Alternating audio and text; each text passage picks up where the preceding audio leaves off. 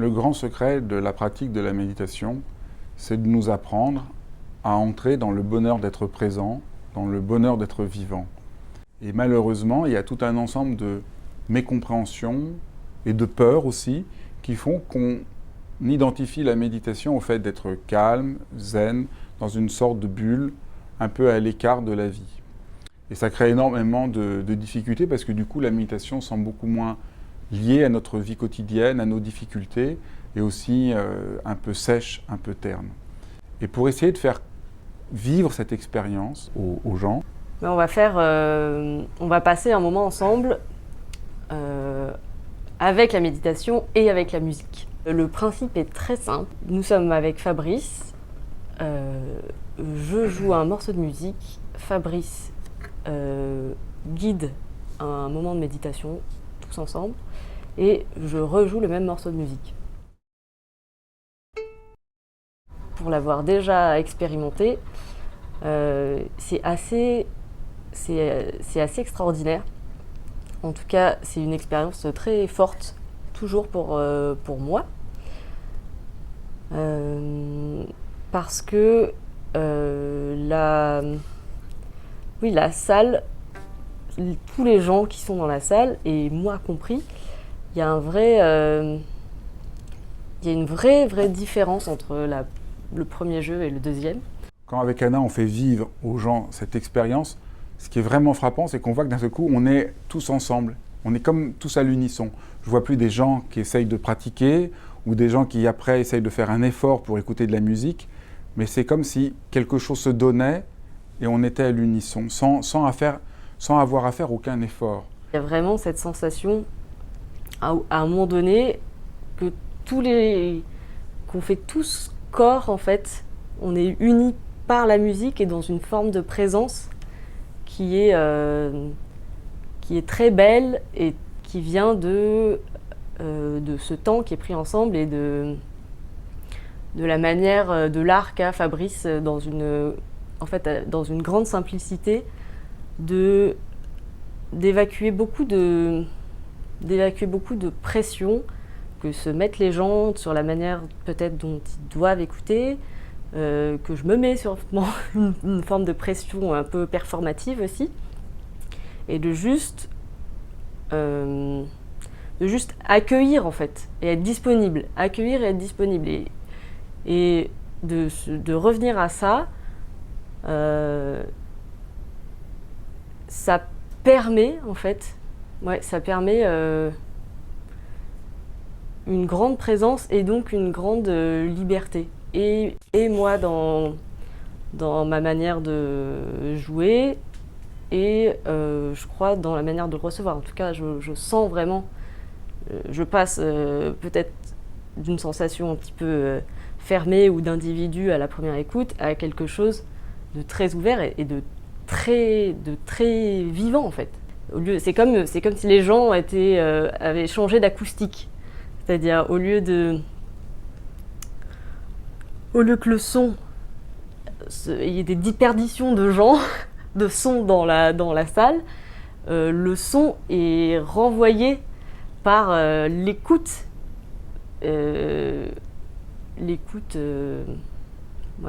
commune en fait.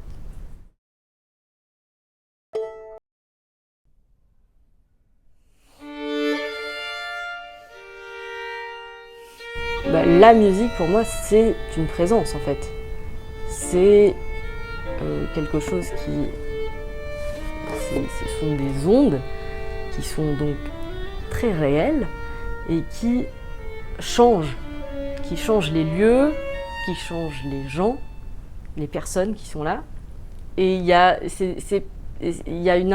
un vrai dialogue en fait.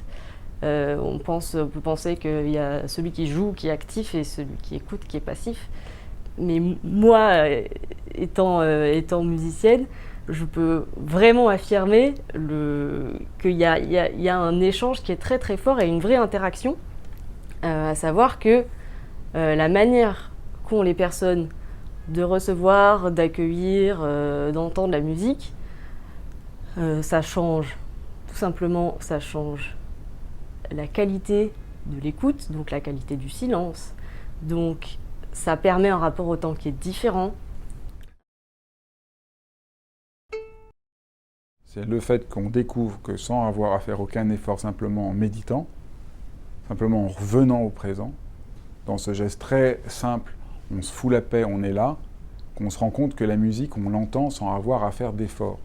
Donc ça, c'est l'autre versant de l'exercice, c'est qu'on découvre que notre rapport à la musique, il est aussi beaucoup trop compliqué.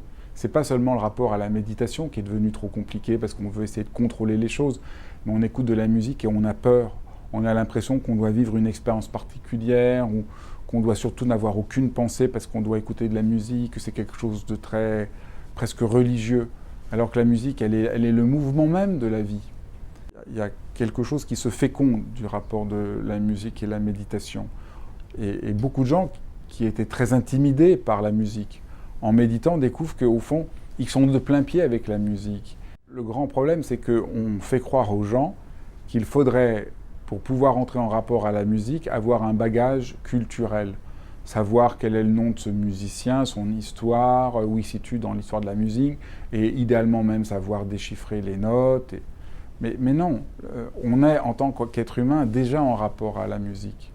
On est en tant qu'être humain déjà en rapport aux autres êtres humains. On est en tant qu'être humain déjà en rapport à des tas de choses. Méditer, c'est donc vraiment nous aider à mieux nous débrouiller avec le réel, à entrer dans une relation beaucoup plus juste avec le réel. Voir, comme j'aime à dire, triompher des emmerdes. Ne plus voir les emmerdes comme nous étant opposés, dans une sorte de confrontation, mais comme ce qui participe du mouvement de la vie.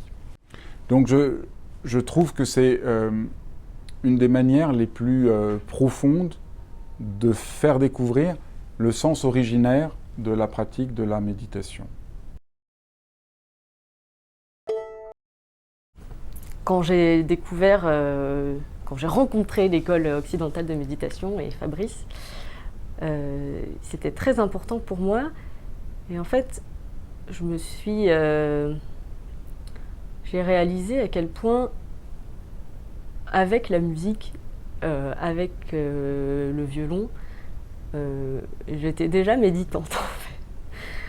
Et à quel point ces deux, la méditation et la pratique de la musique, ou la musique en général, étaient des choses qui étaient si proches, avaient beaucoup en commun. Et il y a plein de formes de paradoxes que j'ai retrouvées.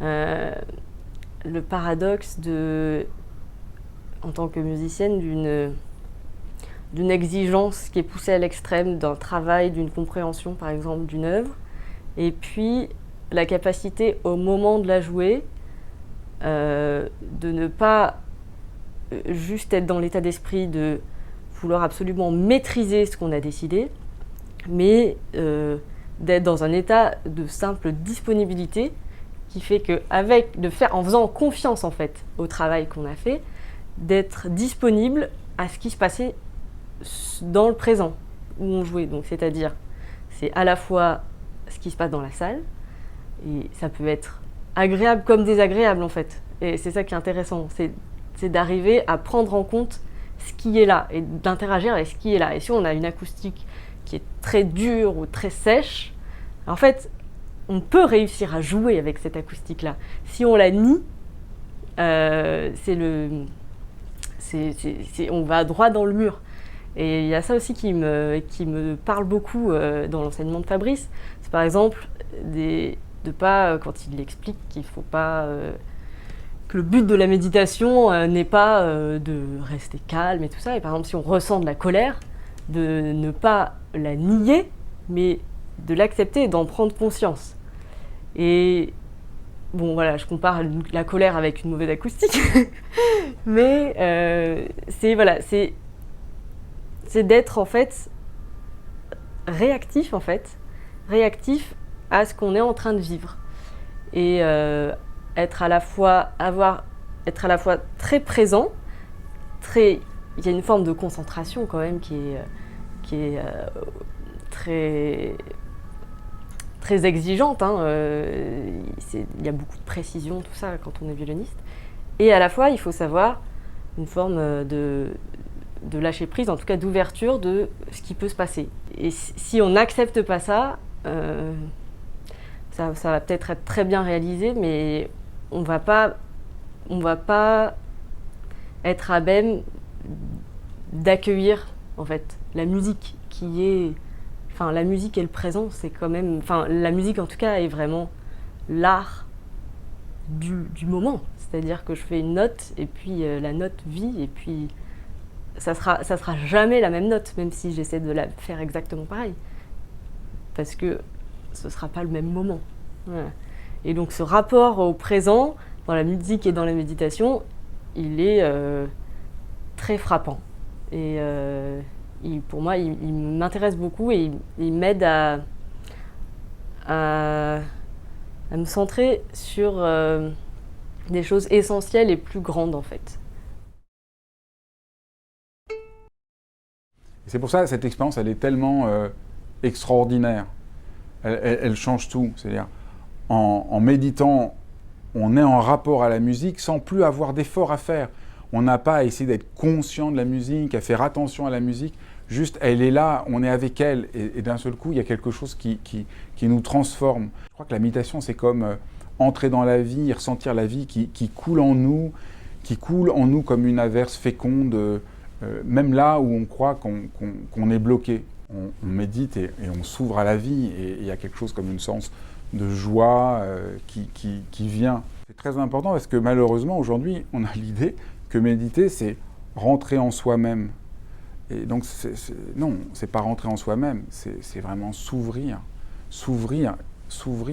ouvrir son cœur, ouvrir sa vie. Et c'est ça qui fait que c'est tellement bon. Et en fait aussi, on a moins de défense et on peut être... Et du coup, on est beaucoup plus facilement touché, en fait. C'est ça, je crois que on pourrait presque le résumer à ça, en fait. Cette expérience qu'on fait avec la méditation entre les deux, c'est presque une manière d'évacuer les défenses et de juste être prêt à recevoir, en fait. C'est une manière d'être démuni qui nous rend tellement plus grands. Et de voir toute une salle remplie de personnes qui tout d'un coup se transforment d'une manière à juste pouvoir recevoir et accepter d'être touché, ou accepter aussi de ne pas être touché, ce qui est la condition sine qua non en fait pour être dans cette acceptation et dans cet état d'accueil. Ça donne, moi ça me donne une grande foi en l'humanité. Méditer, ce n'est pas être enfermé en soi-même, c'est pas essayer de faire le vide dans sa tête, mais méditer, c'est apprendre à mieux écouter. C'est découvrir cette capacité d'écoute qui est là en nous. Méditer, c'est revenir à notre capacité d'entendre, d'être en harmonie, d'être à l'unisson, d'être avec ce qui se passe. Et alors, avec la musique, mais avec les gens, avec la vie, avec le monde. Et donc, en parlant de ce lien qu'ouvre la méditation à la musique, c'est un symbole, une analogie avec tout le reste, c'est-à-dire avec aussi bien vos enfants, votre mari ou votre femme, c'est tout ça qui se réouvre. Et donc, ce que j'essaye de faire quand je présente la méditation, c'est vraiment donner aux gens cette expérience qui va les transformer, qui va faire que leur rapport à leur vie tout entière, à leur relation avec les autres, va se transformer parce que dans cette écoute, ils sont en lien, un lien vraiment fécond, un lien qui nourrit, un lien qui rassérène. Et je crois que c'est ça qui est au cœur de l'expérience méditative et que c'est vraiment tellement dommage qu'on n'identifie pas du tout la méditation à cette expérience-là. Parce que c'est cette expérience-là dont nous avons besoin.